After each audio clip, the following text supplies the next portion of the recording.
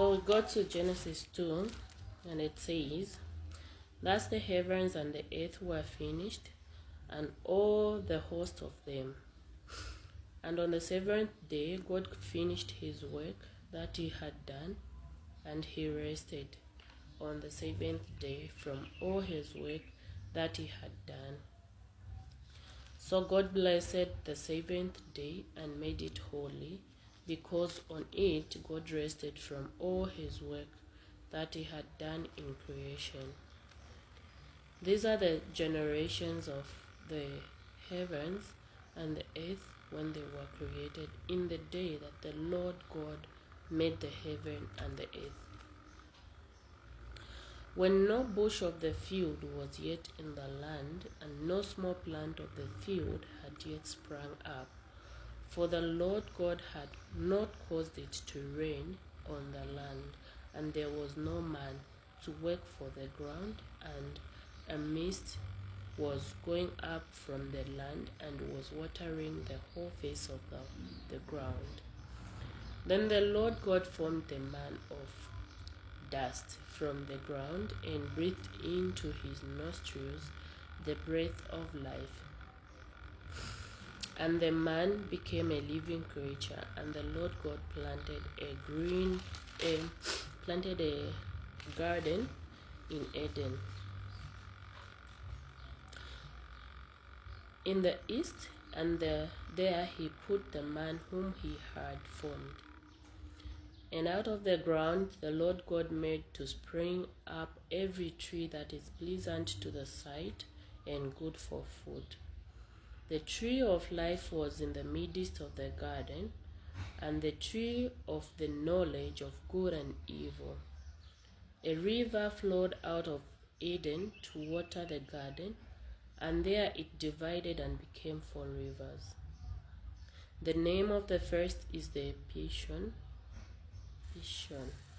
It is the one that flowed around the whole land of Hivlah, where there is God, and the God of that land is good. Bdellium and onyx stone are there. The name of the second river is the Gihon. It is the one that flowed around the whole land of Cush and Cushi. And the name of the third river is the Tigris, which flows east of Assyria, and the fourth river is the Euphrates. The Lord God took the man and put him in the Garden of Eden to work it and keep it. And the Lord God commanded the man, saying, "You may surely eat of every tree of the garden, but of the tree of the knowledge of good and evil you shall not eat. For in the day that you eat of it, you shall surely die." Then the Lord God said, "It is not good that the man should be alone. I will make him a helper fit for him." Now out of the ground the Lord God had formed every beast of the field and every bird of the heavens, and brought them to the man to see what he would call them. And whatever the man called every living creature, that was its name. The man gave names to all livestock, and to the birds of the heavens, and to every beast of the field. But for Adam there was not found a helper fit for him. So the Lord God caused a deep sleep to fall upon the man, while he slept, took one of his ribs and closed up its place with flesh. And the rib that the Lord God had taken from the man he made into a woman, and brought her to the man. Then the man said, "This at last is bone of my bones and flesh of my flesh. She shall be called woman, because she was taken out of man. Therefore a man shall leave his father and his mother, and hold fast to his wife, and they shall become one flesh. And the man and his wife were both naked and were not ashamed. Now we go to chapter 3. Now the serpent was more crafty than any other beast of the field that the Lord God had made. He said to the woman, "Did God actually say you shall not eat of any tree in the garden?"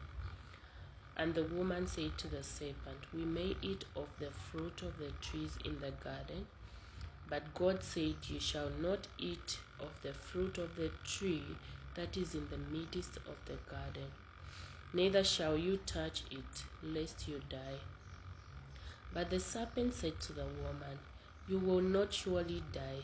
God knows that when you eat of it, your eyes will be opened, and you will be like God, knowing good and evil."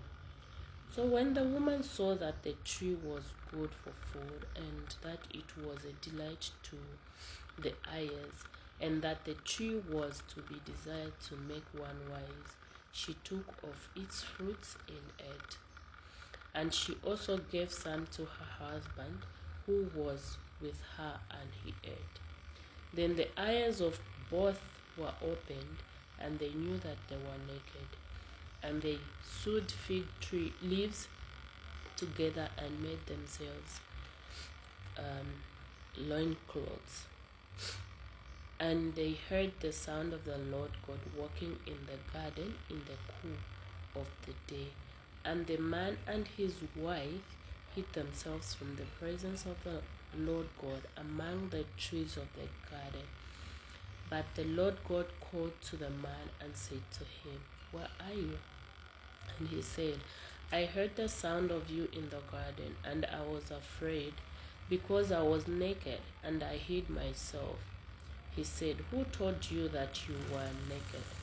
Have you eaten of the tree of which I commanded you not to eat?"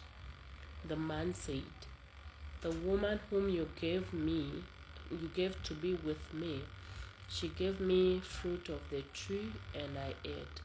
Then the Lord God said to the woman, "What is this that you have done?" The woman said, "The serpent deceived me, and I ate." The Lord God said to the serpent, "Because you have done this, cursed are you above all livestock and above all beasts of the field. On your belly you shall go, and dust you shall eat all the days of your life. I will put enmity between you and the woman, and between your offspring and her offspring. He shall bruise your head, and you shall bruise his heel." To the woman he said, "I will surely multiply your pain in childbearing. In pain you shall bring forth children. Your desire shall be for your husband, and he shall rule over you." And to Adam he said, "Because you have listened to the voice of your wife, and have eaten of the tree of which I commanded you, you shall not eat of it. Cursed is the ground because of you. In pain you shall eat of it all the days of your life. Thorns and thistles it shall bring forth for you, and you shall eat the plants of the field. By the sweat of your face you shall eat bread till you return to the ground. For out of it you were taken, for you are dust, and to dust you shall return." The man called his wife name Eve, because she was the mother of all living. And the Lord God made for Adam and for his wife garments of skins and clothed them.